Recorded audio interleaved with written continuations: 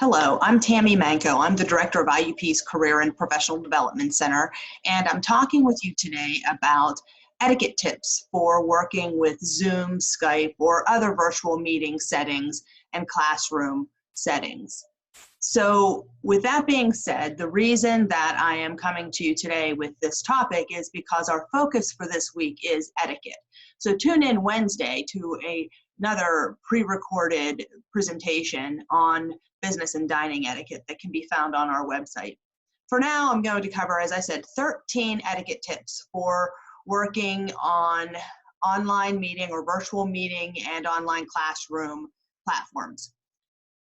There is a great deal of online and a great number of virtual meetings taking place right now because of the fact that we are dealing with or navigating this COVID-19 pandemic environment. So with that, the first tip for navigating Zoom, Skype, or other virtual meeting platforms is to, like any other meeting or any other class, show up on time, begin on time, and end on time.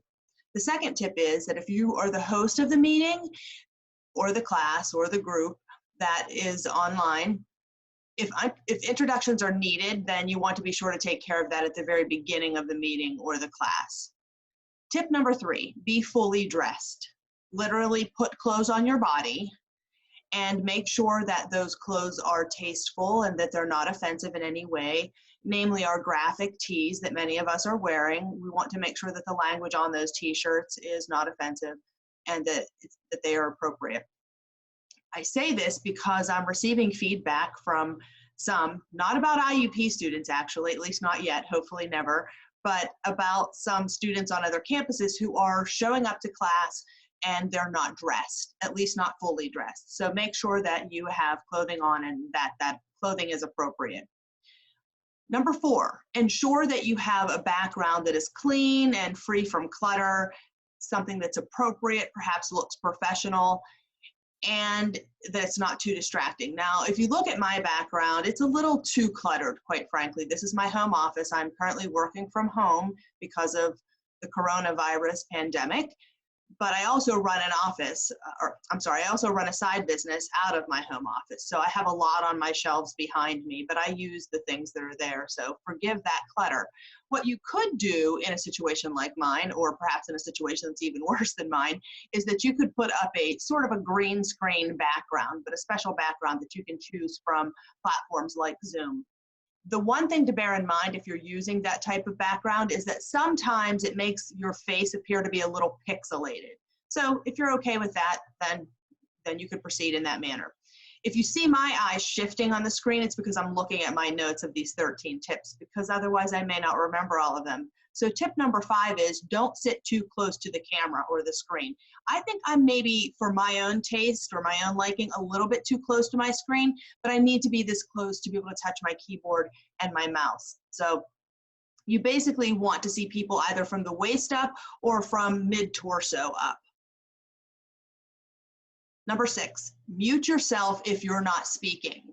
So the only person who should be unmuted is the person who's actually speaking. This is especially important when you're in a large class, a large group, a large meeting, because if so many people have, or if too many people have their audio unmuted, then you get a lot of background noise and some distracting noises and so forth, and we want to avoid that. Number 7, when speaking, look into the camera instead of at yourself or at others in the meeting. Admittedly, this takes some practice, it takes some time to get used to, and perhaps even to get comfortable with, because most of us are not comfortable looking at a camera because you're not looking at a person. We're used to communicating, for the most part, with people when we're in a meeting or a class. Number 8, this is not the time to have a meal. So taking an occasional drink of your tea, your coffee, your soda, or your water is fine, but this is not the time to have a snack or a meal because people really don't want to see us eating and chomping on food in the middle of a meeting or in the middle of a class. Tip number 9, if you need to excuse yourself for some reason during a lengthier meeting or class, maybe perhaps to take a restroom run or to take care of another private matter like blowing your nose, that's okay, but just ensure that your audio and your video are muted. during this time. Number 10, for larger groups, you may want to consider using the raised hands option. This I know is available in Zoom. It used to be available in Skype. I'm not certain if it has been reintroduced to Skype because I don't use Skype as much. But the one thing to understand with that is that it is a little bit flawed because the person who's facilitating or hosting the meeting has to scroll up and down on that tool to see what meeting participants or class participants have their hands raised. So it makes it a little bit cumbersome for the person who's moderating or facilitating. So that's the one thing to bear in mind with that. Otherwise, it's a useful tool. And when using that tool, it's important that, again, meeting and class participants have themselves muted unless they are the person who has been called on by the host or faculty member or facilitator. Tip number 11. Everyone, especially the meeting hosts, instructors, facilitators, moderators, need to remember to check comment queues for comments and questions. Questions to you, questions to the group. Sometimes people will send you a private message because maybe they want to comment on something that you said, but they don't want to say it to the entire group or to the entire class. Again, in that instance, make sure that you're not only paying attention, but also that you're keeping your comments, your questions, and your responses appropriate. Number 12, avoid multitasking toward or during meetings and classes. And that's what we should do in any meeting or in any class. We should be as fully present as possible. I recognize in today's world there are a lot of distractions, and many of us are not fully present in even in-person meetings or classes. So do your best. Another thing to watch for is try to keep pets, children, other family members, and friends out of your meeting and maybe out of your camera space.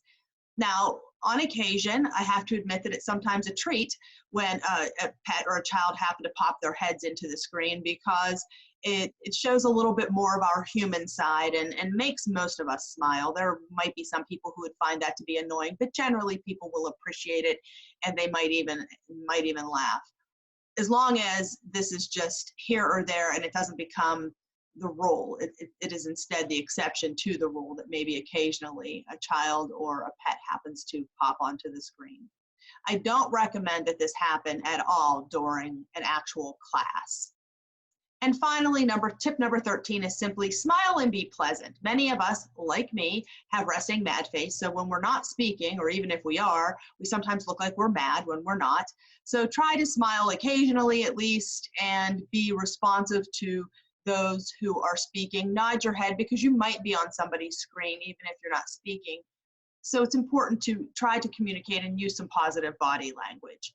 So those are the tips that I have for you today. I am certain that those of you who have taken in this information probably have some tips of your own, and I welcome you to share those with us in the comment section wherever we happen to post this particular video. Thanks for spending some time with me today, and please remember that your IUP Career and Professional Development Center remains ready to help you with your career and professional development needs, your career planning, your career exploration, your career search, and so forth, your internship search, and I could go on, but just know that we stand ready to help you. Please reach out to us. You can get us at career-development@iup.edu, or you can leave us a phone message or a voicemail rather at 724-357-2235. Be sure to check us out on our website, which is iup.edu/career. We're doing a lot of virtual programming for you